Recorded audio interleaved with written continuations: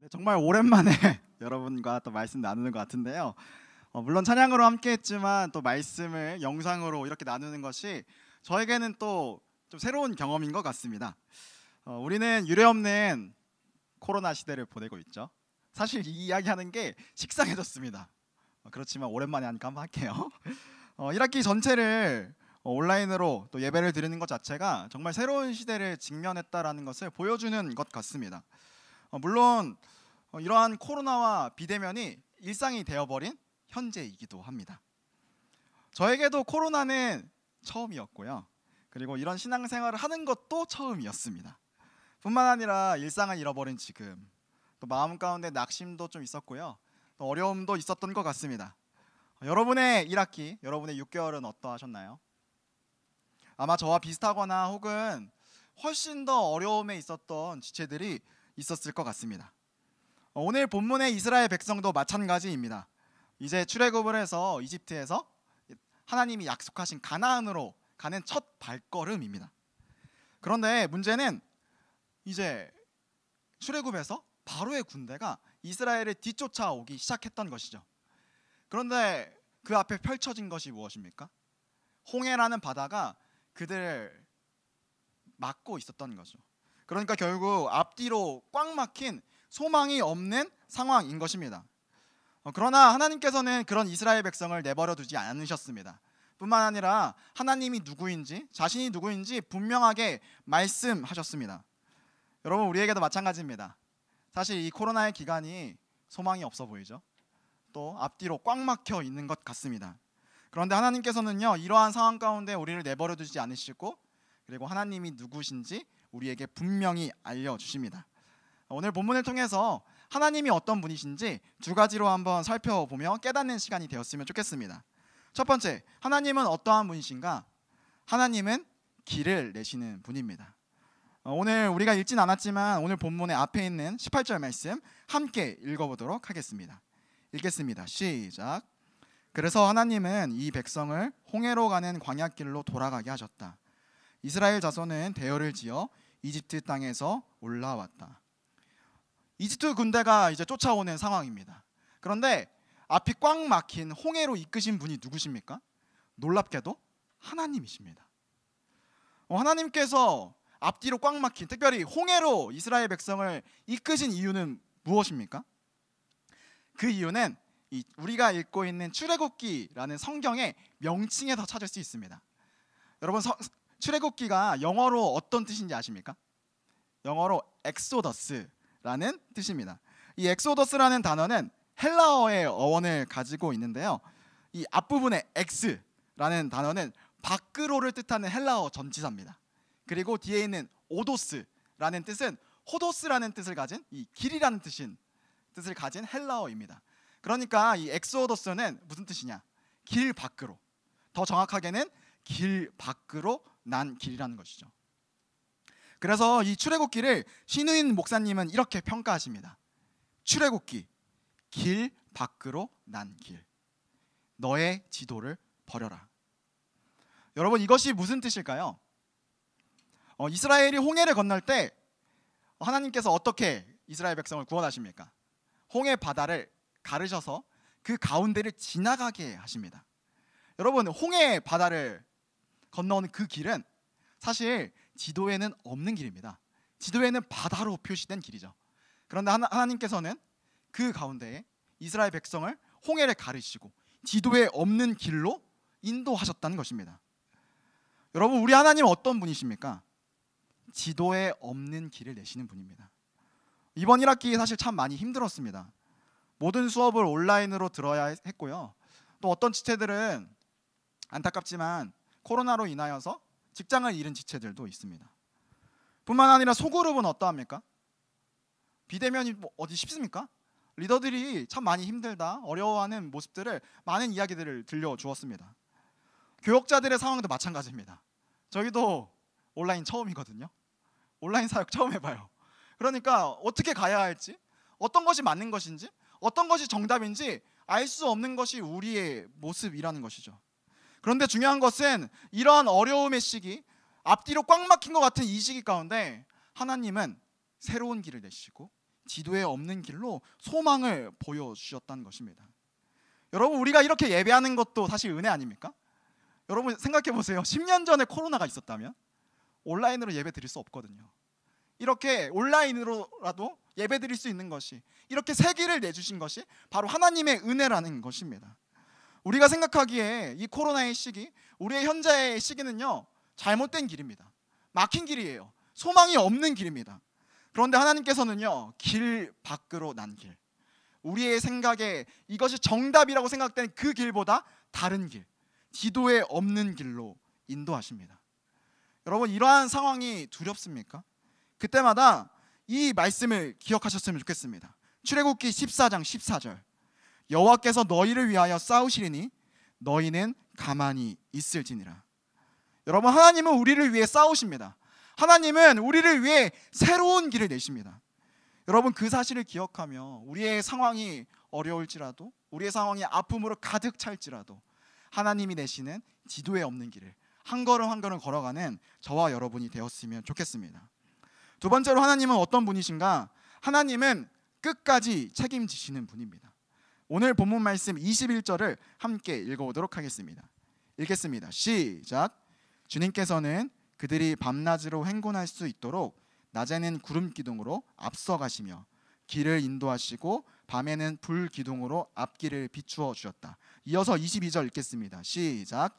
낮에는 구름 기둥, 밤에는 불 기둥이 그 백성 앞을 떠나지 않았다. 오늘 본문을 읽어보니까 하나님께서 어떻게 이스라엘 백성과 함께 하십니까? 이스라엘 백성 앞서 가시며, 그리고 이스라엘 백성의 앞을 절대로 떠나지 않으셨습니다. 여러분, 하나님은요, 우리의 모든 인생을 끝까지 책임지시는 분입니다. 그런데 본문을 살펴보니까 이 하나님의 떠나지 않으심, 앞서 가심의 증거가 무엇입니까? 바로 구름 기둥과 불 기둥입니다. 어제 다이브 본문인 출애굽기 3장을 보면 하나님께서 모세에게 찾아오십니다. 그런데 이 모세에게 찾아오시는 방법은 무엇이냐면 떨기나무 가운데에 불 속으로, 불이라는 형상으로 임하십니다. 이 불이라는 것이 되게 중요한데요, 하나님의 가시적인 임재, 그러니까 내가 너와 함께 한다는 그 증거를 이 떨기나무 가운데에 불로 증명하고 계시다는 것이죠. 이 모세에게만 임했던 출애굽기 3장의 이 가시적인 임재가 이제 어떻게 전환됩니까? 구름 기둥과 불 기둥으로 이스라엘 백성 전체에게 이제 그 가시적인 임재, 내가 너희와 함께한다, 이것을 보여주고 계신 것이죠. 그런데 문제는 이 구름 기둥과 불 기둥이 좀 한계를 갖고 있습니다. 지역적인 한계를 갖고 있는 것이죠. 성경을 읽다 보면 이제 모세오경이 끝나고 여호수아서에 가면 이 하나님의 함께하심의 상징인 불기둥과 구름기둥이 사라져 버립니다. 이 광야에서는 이 불기둥과 구름기둥이 매우 유용했지만 가나안에서는 사실 이 불기둥과 구름기둥이 필요하지 않거든요. 그래서 하나님께서는 이 하나님께서 함께하신 것의 그 증거로 한 가지를 주십니다. 그것이 무엇인가? 우리 여호수아서 3장 14절 말씀 함께 읽겠습니다. 시작. 백성이 요단을 건너려고 자기들의 장막을 떠날 때에 제사장들은 언약궤를 메고 백성 앞에서 나아가니라. 이제 불기둥과 구름기둥으로 상징되었던 하나님의 임재의 상징이 언약궤로 넘어간 것이죠. 그런데 문제는 이 언약궤도 한계가 있습니다. 언약궤도 사무엘상 이런 구절들을 읽어보면 블레셋이 언약궤를 뺏어가는 일들이 있거든요. 결국 이 언약궤도 지역적인 한계를 극복하지 못한 것이죠. 그래서 하나님께서는 그들의 백성에게 하나님의 함께하심의 그 임재의 상징의 대안을 허락하십니다. 그것이 무엇인가? 신명기 31장 9절 말씀입니다. 제가 읽도록 하겠습니다. 모세가 이 율법을 기록하여 주님의 언약궤를 매는 레위 자손 제사장들과 이스라엘의 모든 장로에게 주었다. 모세가 언약궤를 맨 제사장들에게 준 것이 무엇입니까? 바로 율법입니다. 하나님의 말씀인 것이죠. 이 구절의 의미는 무엇인가? 하나님의 임재의 상징은요, 불기둥과 구름기둥이었습니다. 그런데 이것이 어떻게 넘어갔습니까? 언약궤로 넘어간 것이죠. 근데 이 언약궤의 또 불기둥과 구름기둥의 지역적인 한계를 하나님이 어떻게 해결하십니까? 언약궤를 맨 제사장들에게 말씀을 주십니다. 여러분, 이 말씀은요, 우리 시대의 불기둥과 구름기둥이 무엇인가? 하나님의 말씀이라는 거예요. 우리에게 주어진 성경 말씀, 그것이 하나님의 함께 하심의 상징. 더 이상 가시적인 임재는 볼 수 없습니다.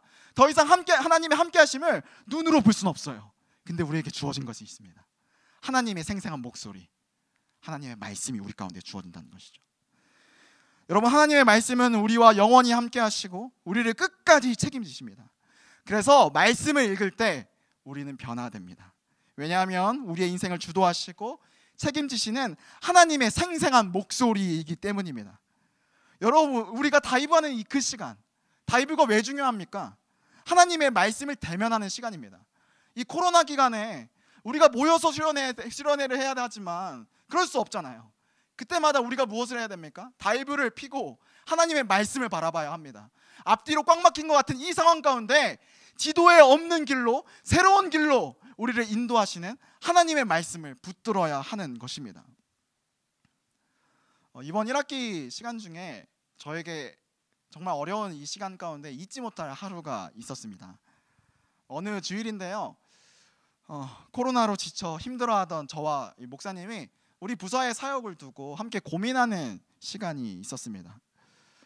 사실 우리 교역자들도 온라인 사역 처음이거든요. 그래서 목사님과 제가 택한 방법은 전공법입니다. 그냥 우리가 주어진 상황 가운데, 또 주어진 지침 가운데에 하나님의 말씀 붙들고 나가자, 이 생각을 가지고 계속해서 끊임없이 걸어갔는데 우리가 하는 사역이 좀 지치기도 하고 미련해 보였던 것이죠. 그래서 이런 고민을 했습니다. 조금 더 쉬운 길은 없을까? 조금 더 영리한 길은 없을까? 이런 고민 가운데에 목사님과 많은 논의를 했거든요. 그런 과정에 저희가 내린 결론, 저희가 말씀 앞에 완전히 깨져버렸습니다. 그 기간이, 그 이야기를 하던 기간이 사실 고린도전서 큐티를 하던 시간이었거든요. 그 고린도 큐티 본문에 이런 말씀이 있었습니다. 고린도전서 1장을 보니까 십자가의 도가 정말로 미련한 것이지만 하나님의 능력이라는 거죠. 미련해 보이는 그 십자가의 도가 하나님의 확실하신 능력, 복음의 지혜라는 것을 우리가 말씀을 통해 목사님과 제가 깨닫게 되었습니다. 그러자 우리의 인생 가운데 목사님과 제가 결론 내린 것은 무엇입니까? 우리의 사역이 비록은 미련해 보일지라도 하나님이 보여주신 그 길, 십자가에 도 붙들고 복음의 능력 믿고 하나님 앞에서 정직하게 목회하자, 그 결론을 내렸습니다. 그래서 그날 목사님과 정말 울면서 하나님 앞에 결단했습니다. 주님, 하나님 앞에서 정직하게 목회하겠습니다. 주님이 보여주신 말씀의 길로 한 걸음 한 걸음 달려나가겠습니다. 신실하게 주님만 바라보며 나아가겠습니다 라고 고백했습니다. 여러분, 이 사건이 보여주는 것이 무엇입니까? 말씀의 능력입니다. 말씀의 가치입니다. 말씀이 보여주는 그 길을 걸어갈 때 하나님은 새 길을 내신다는 것입니다. 사랑하는 여러분, 길이 보이지 않으십니까? 그럼에도 우리가 붙들어야 할 것이 있다면 하나님의 말씀입니다. 물론 말씀대로 살아가는 것이 쉽지 않습니다. 미련해 보이는 것이 맞습니다. 여러분, 근데 그게 말씀입니다. 세상과 다른 길입니다. 지도에는 없는 길이에요. 그게 말씀이 인도하는 길입니다. 말씀 따라가는 그 길이 여러분 두려우십니까? 그런데 그 길의 끝에 분명히 우리에게 주신 하나님의 말씀과 소망이 있습니다. 마지막으로 설교를 마무리하면서 저는 이 말씀의 가치를 성경에서, 말씀에서 찾고 싶습니다. 고린도후서 4장 16절부터 18절까지의 말씀인데요, 메시지 성경으로 이 말씀을 우리 영혼 가운데 선포하며 함께 읽도록 하겠습니다. 자막을 보면서 함께 읽겠습니다. 그러므로 우리는 포기하지 않습니다. 어찌 포기할 수 있겠습니까? 겉으로는 우리의 일이 실패로 끝나는 것처럼 보이지만 안에서는 하나님께서 단 하루도 빠짐없이 은혜를 펼치시며 새로운 생명을 창조하고 계십니다. 현재의 힘겨운 시기는 장차 다가올 복된 시기, 우리를 위해 마련된 성대한 잔치에 비하면 하찮은 것에 불과합니다. 눈에 보이는 것이 전부가 아닙니다. 지금 우리 눈에 보이는 것은 오늘 이 자리에 있다가 내일이면 사라지고 말지만 보이지 않는 것은 영원히 지속될 것입니다. 보이지 않는 것은 영원히 지속될 것입니다. 사랑하는 여러분, 이것이 말씀의 가치입니다. 눈에 보이진 않습니다. 하지만 보이지 않는 그 말씀의 가치는 영원히 지속될 것입니다. 왜냐고요? 우리와 함께 하시는, 우리의 인생을 붙들어 주신 그 주님께서 지도에 없는 길 밖으로 난 길로 우리를 이끌어 주시기 때문입니다. 그래서 이번 2학기, 아니 우리 전평생이 이 하나님의 말씀을 따라가는 그 시간들이 되었으면 좋겠습니다. 하나님께서 보여주신 그 새로운 길로, 길 밖으로 난 길로 함께 걸어가는 저와 여러분이 되었으면 좋겠습니다. 우리 이 시간 함께 찬양할 텐데요, 사실 이 찬양을 함께 나누는 것이 옳은가라는 생각을 했습니다. 좀 처음 하는 찬양이었기 때문이죠. 하지만 이 찬양의 가사를 보면 하나님이 어떠한 분인지 분명하게 이야기합니다. 여러분, 하나님 어떠한 분이십니까? 길을 만드시는 분입니다. 여러분, 하나님 어떠한 분이십니까? 기적의 주님이십니다. 하나님 어떠한 분이십니까? 약속의 주님이십니다. 그분이 누구십니까? 나의 하나님입니다. 우리 그 믿음의 고백으로 함께 조금 어려운 찬양이지만 우리 배워보면서